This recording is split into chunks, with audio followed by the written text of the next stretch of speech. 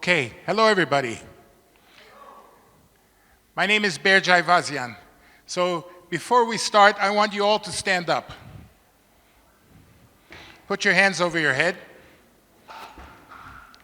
Okay, now you can pray to me.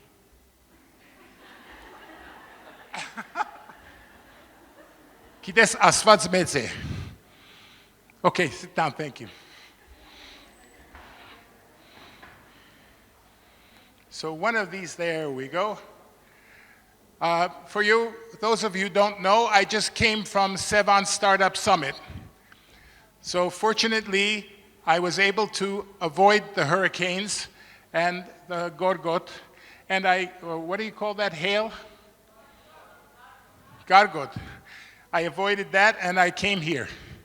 But if you ever have a chance to join us at Sevan Startup Summit, please do. We will welcome you. So I'm here now at FemInno to talk about the theme of this conference, which is driving AI growth for growth. That is, how do we use AI to accelerate the growth? And in particular, I'm going to talk about how we're going to use AI to accelerate the growth of Armenian startups. And the way we're going to do it is by, within ethical and regulatory boundaries, but driving beyond limits. So let's quickly get into the subject. I think I'm supposed to point this way, yeah. So let me start by saying everybody has a chart of how fast AI is growing and what is the segment of the market that's growing fastest. So PwC says AI will contribute 15 trillion to the global economy by 2030, which is larger than the economy of China and India combined. Does anybody believe that? No, you don't believe it, right? I agree. So I think it will actually happen before 2030. So by then it will be bigger. So worldwide spending on enterprise AI is growing at 86% compounded, and it's going to be 19.4 billion in 23. We don't have to read this information, but in fact, what is more important is to know who's going to benefit from this. Right now, the part of the market that's growing fastest is the infrastructure to support AI. Why is that? Because actually, AI has been around quite a while, but it's been held back by the lack of infrastructure that could not support the processing power required to support AI. Now we're putting that processing power in place. We're changing the cloud from being a computing cloud to being an AI cloud so that data centers are enabled to support AI transactions. So who are the beneficiaries of this movement? Anybody ever heard of this company?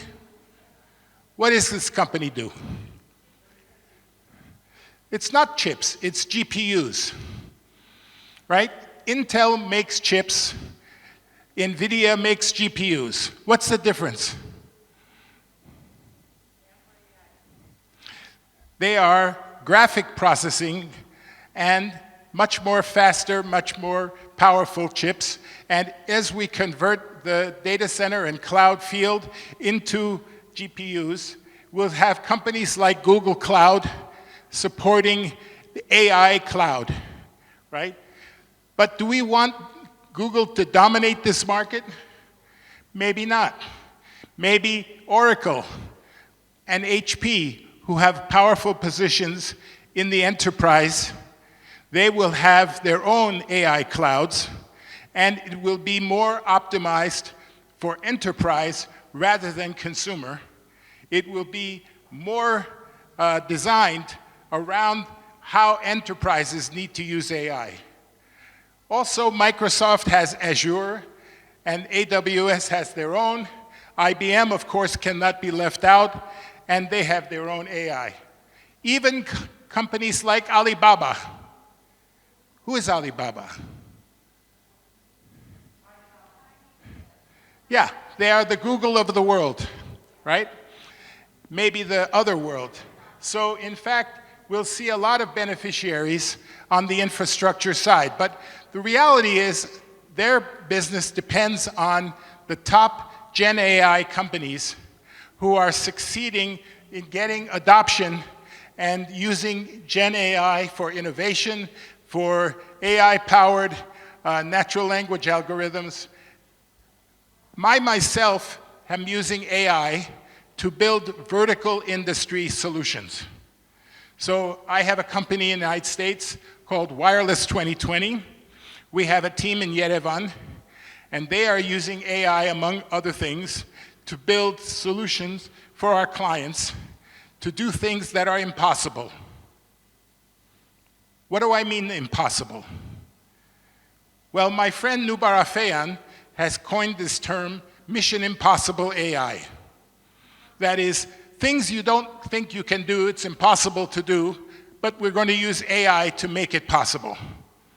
So for example, we have an AI tool that can measure the distance that you have to build fiber optic networks to bring broadband into rural areas, whether it has to be built aerial or underground, and if so, how much will it cost? Why do we need such a tool? Because the US government is giving $45 billion to companies who build these networks. And they have to know how much it's going to cost to build it and how much the grants from the government will help them. So it's just an example, but it's an example of a vertical SaaS that is using AI to make missions possible. I think the next slide says what?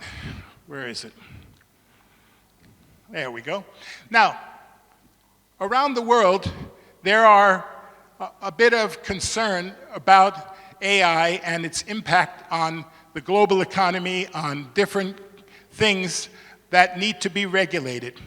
So, for example, while we are having an AI arms race, there are US officials who are concerned that deep fakes and videos and disinformation campaigns will make Joe Biden look much older than he is.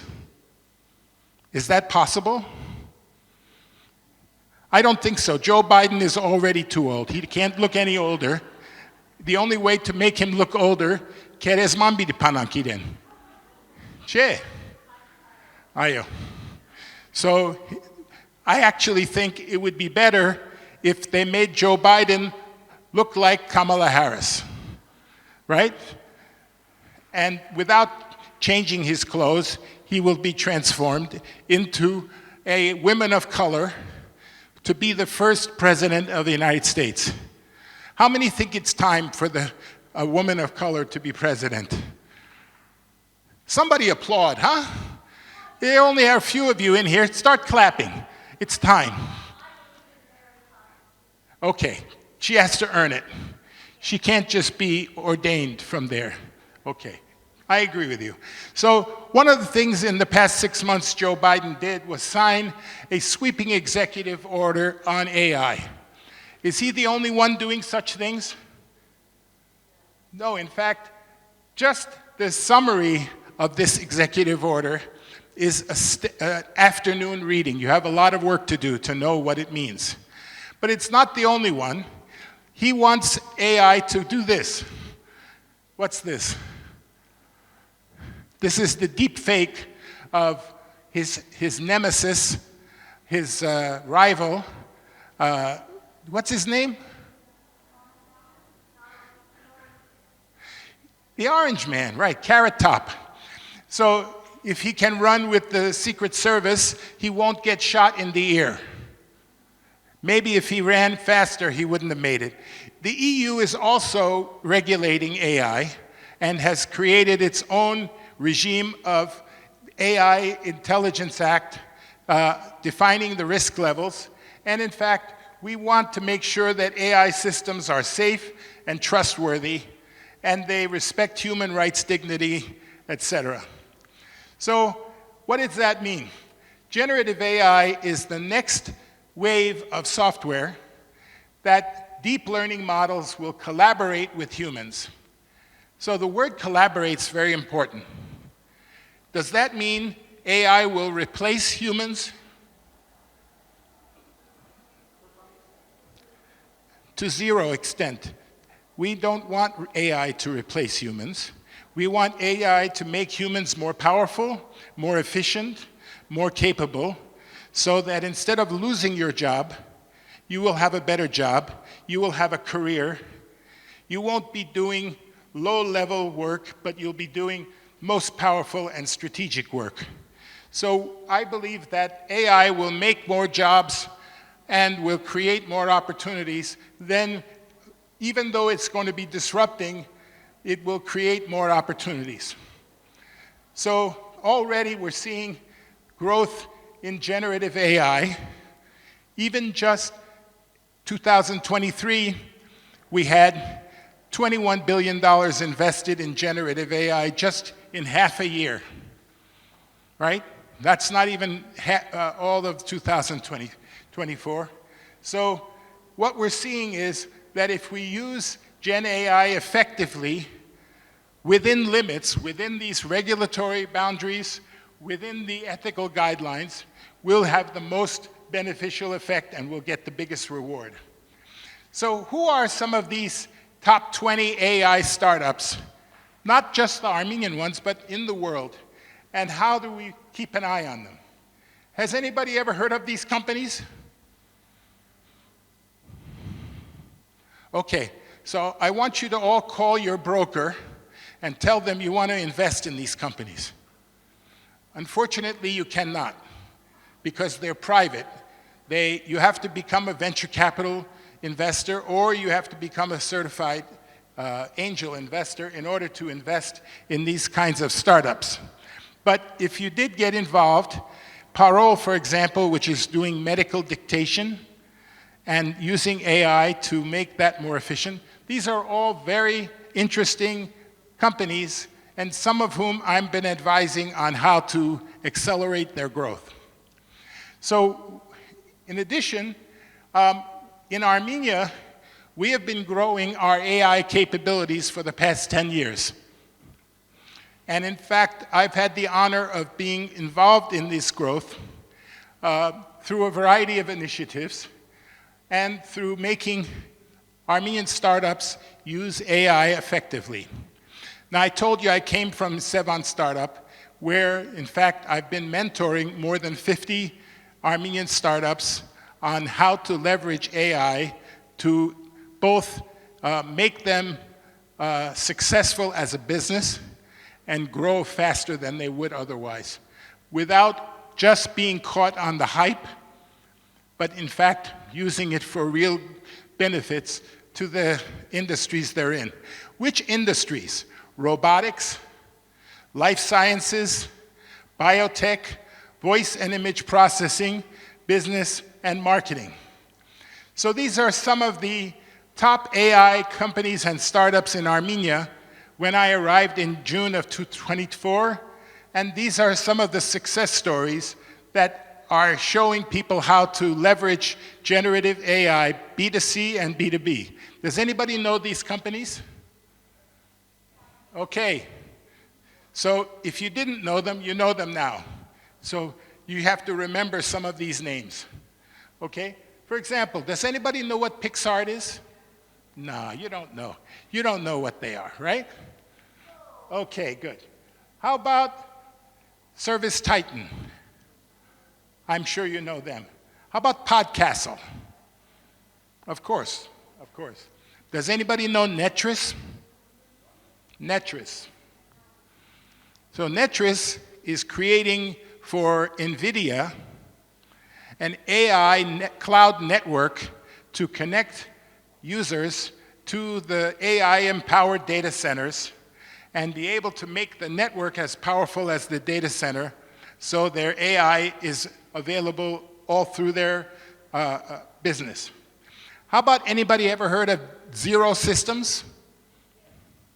Well, in fact, you probably know they changed their name to Hercules AI, and if I'm not mistaken, they're giving a talk somewhere around here, if not now, soon. So I personally like them a lot. I think they're a very interesting company to help guide Armenia to success in AI already, but we're already on the path to being a global leader. In fact, we're already seeing the World Bank writing reports saying, how do we realize Armenia's high-tech potential? And the answer is AI. Have you read this report? Get a copy, it's easy. And it's right there, there's a link. So already we're doing it in big data analytics, manufacturing, robotics, defense, and economics.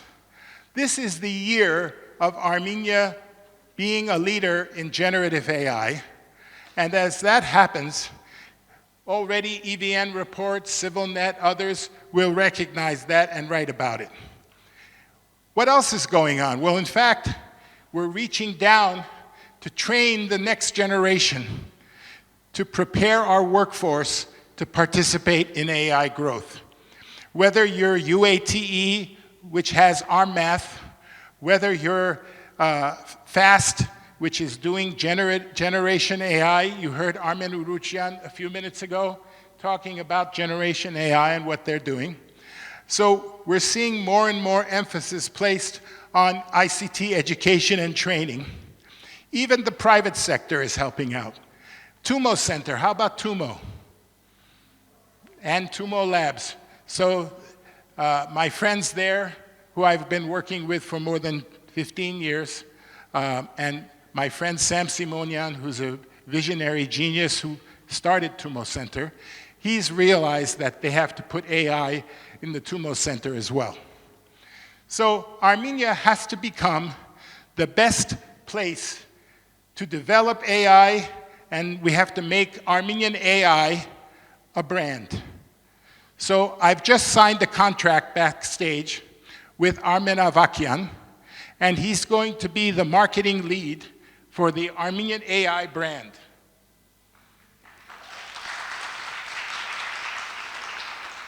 Do you think he's a good one?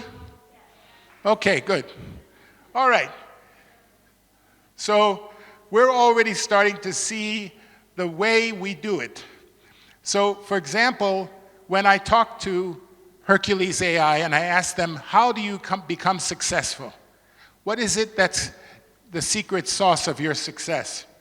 Well, their view is, unfortunately, AI relies too much on all the data available rather than on verified data that is reliable and useful. So if you allow AI to use the open internet, it will bring a lot of garbage, it will bring a lot of false information, and you won't know which is true and which is false. So if you verify it, if you understand the truth from the falsehood, then you'll be successful with AI. So already we've had 24 startups invested in AI just during 2023, raising $216 million. That's not bad, but it's not enough. This year is going to be much better.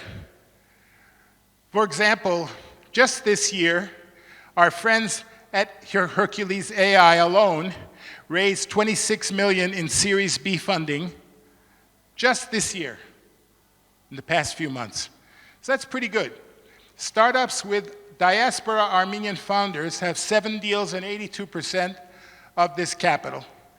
I myself had the chance to invest in Gecko Robotics, which is a great company, and they're taking advantage of AI. We also have some investment funds, VCs and angel investor groups, who are leading this initiative. You know these guys, right? Yes. Yes, of course. Of course, I'm glad you mentioned that. So we have some incubation programs going on as well. Let's see if I fall down the stairs. Okay. We have some incubation programs as well with EPIC and TUMO Labs. But, okay, what has happened recently? In order for Armenia to emerge as a leader in AI, we have to have our own infrastructure that can support this kind of transaction computational power.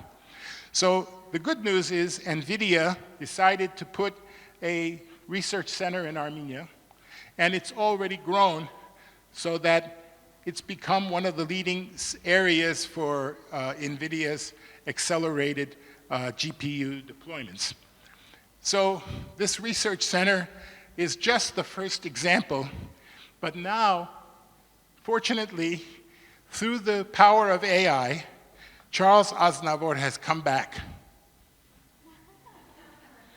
Does anybody like his music? Okay, who's going to sing it? Huh? Yerkemema? Desnang? AI. So I'm sorry, this doesn't seem to go backwards. Maybe it should. Yeah, error. So we just created the National Supercomputer Center of Armenia in Engineering City. And it's got a lot of capacity, and it's one of the leading data centers in the Eastern European region. After waiting for a long time, we finally got something good. And as a result, Charles Aznavour has come back to life, not to haunt us, but to sing for us. Thank you. Now, we also know that, in addition, we've seen Armenia take marketing leadership in AI, machine learning, and data sciences. And I've been working on this since 2019 with Digitech. You probably know about Digitech, right? And of course you know that we ran Digitech Venture Capital, AI, and Science Summits in 2021. Did anyone attend one of those? You did? Okay, cool. So you might have seen this guy who was the moderator. Okay. This happens to be one of my favorite pictures because I'm running an interview. It's not a fireside chat, but it's an interview. And Armen Urugian has the microphone. Who's the guy next to him? You're right. And in fact, through the power of AI, we're going to bring Ruben back to Armenia. And they won't even notice he's gone. It will look like he's still in the jail, but we brought him back here. I'm raising $100,000 for this project. Anybody want to pledge to bring Ruben back to Armenia? All right. Each one of you give me 50 tram. So the ones who are using generative AI are creating good results. Now we need to start branding it. So I've given Armen Ayvazian the contract to create the brand Armenia Certified Generative AI. It's a bit long, so he's going to make it more interesting and concise. We'll see what he comes up with. All right? Well, here's an example I gave him. Does that look like a good logo? Huh? You don't like it? So I hope he'll do a better job. If not, I will fire him.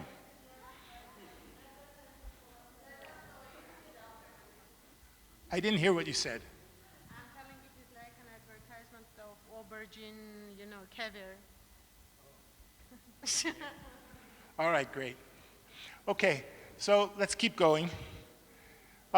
As you know, in addition to Digitech, we're having our event called World Congress of IT, WCIT, coming up at the same week of October, right?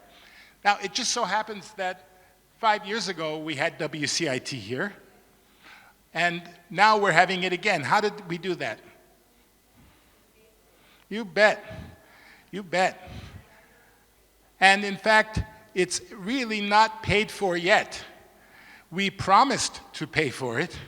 We offered to pay for it, but pretty soon they're going to want the money.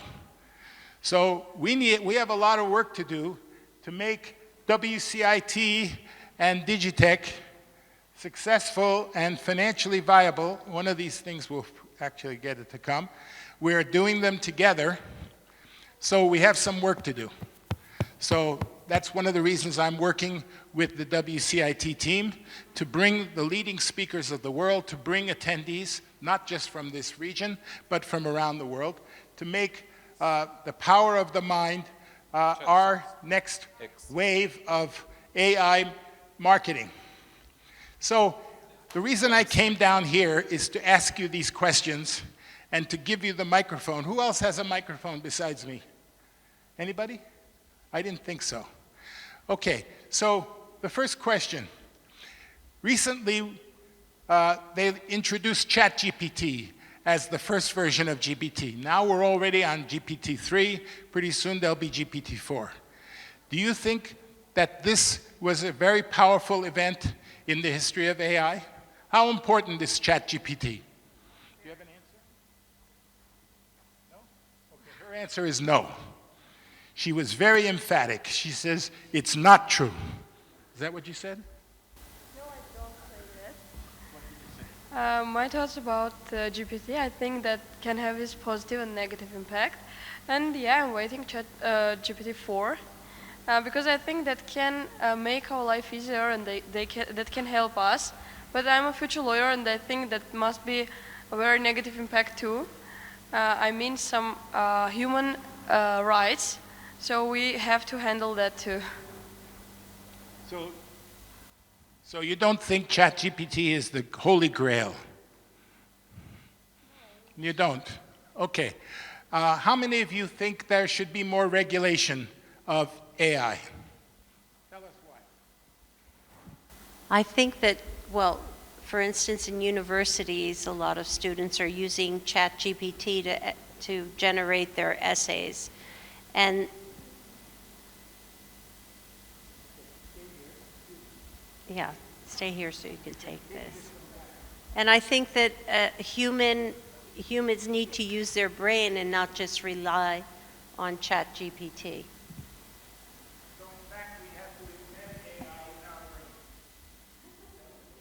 brain. No, we have to grow our brains and let ChatGPT use the data. Okay, so I'm going to skip to the last question.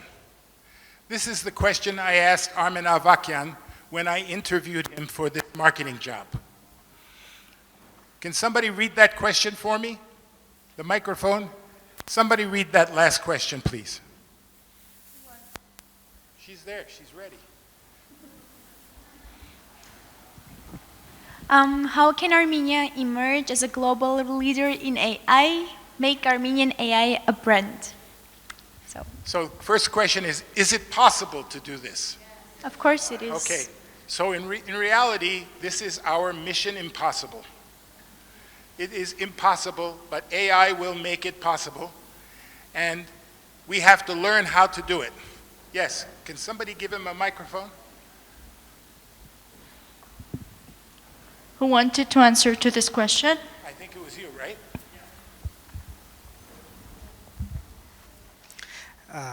Thank you for the question and this discussion format. I think the question is important, and my contribution is I do believe that we can use generative AI to brand Armenia. I don't think it's possible to create, it's possible, but it's very unlikely to create these world-class tech companies to, rule over the world and people know Armenia through tech, but I do believe that we can use generative AI for filmmaking and media production and its new sphere, and we are working on that, and it can help to rebrand Armenia as it's much, much easier to produce media content that people love and make hype around it rather than try to build big tech companies in our region. That's my take on it. Well, first of all, thank you for that answer. I'm glad somebody is skeptical and is going to keep us honest, but I'll tell you the methodology that we use to accomplish this mission impossible. My friend Nubar Afeyan likes, you know who he is, by the way? Okay, he just saved the world. So my friend says the way you achieve the impossible is you look 5 years forward to what you're trying to do, and you find a way to accomplish it going backwards. So you don't start working incrementally toward the goal. You work knowing where your destination is and how you want to get there in the most efficient way. So what we have done in the United States and in some developed parts of the world, Korea, Japan, etc., is we have created synergy between wireless 5G and AI. So we've created this AI plus 5G branding. What is 5G anyway? Anybody know? Fifth generation Of what? of technology. It's the 5th generation of mobile and wireless and broadband networks. And in, Just in telecom, that is why I said just technology. I'm working in telecom field, that is why I just told technology, Ovio, yeah. Okay, cool. We're going to talk about them so you can answer my questions. So if you combine AI and 5G, you create a more powerful version of mobile broadband, of IoT. What's IoT? Internet of Things, right? And you can take big data, artificial intelligence, all these things, and wrap it around very fast, very powerful networks called 5G. Do we have 5G in Armenia? Bullshit. Sorry for my French. Or was that Turkish? I don't remember. Huh? Very Turkish. What I mean by that is that 5G we have is very limited. It's the first wave. It's not even really operational or commercial yet, but it will be. And as it's rolled out, we want to combine the power of 5G with power of AI. So there are some companies already doing some very advanced things. For example, in the United States, one of my clients is T-Mobile. Anybody heard of them? Right. So they are partnering with Elon Musk and Starlink to extend coverage to the far limits of United States where there's no mobile broadband or 5G. And in fact, we're creating direct-to-cell with Starlink. Very interesting. I know I'm running out of time. That's okay. They told me I can stay all night. So we are bringing Starlink to Armenia.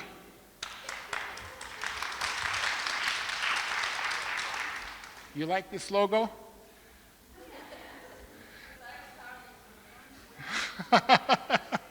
Okay, great. So as I was saying, just to wrap up, in the United States, all of the major mobile operators who have 5G are moving toward integrating AI and using it to transform their business. So it's not just connectivity, but it's the power of AI connected through a broadband network. Now, in Armenia, as you know, we have several operators who are starting to transform themselves. They're trying to become something more advanced and something more powerful. So the prior generation, Viva, was owned by MTS, right? And Beeline and Armentel, we didn't know who was going to own them. And UCOM, I happened to organize the sale of Orange to UCOM because I brought Orange to Armenia in the first place, and now Rostelecom. But in fact, all of these companies are being transformed, not just rebranded, because they tempted to use, oh, we're just changing logos. We're not really changing the companies. That's not the way it works. We're transforming these companies. Viva is an entirely different company. Team, what is Team? It's a very interesting company that is diverse. It's not just mobile or not just broadband. So we know that this powerful combination can allow artificial intelligence and 5G to come together to make a combined effort and help transform these companies. Thank you very much for your time.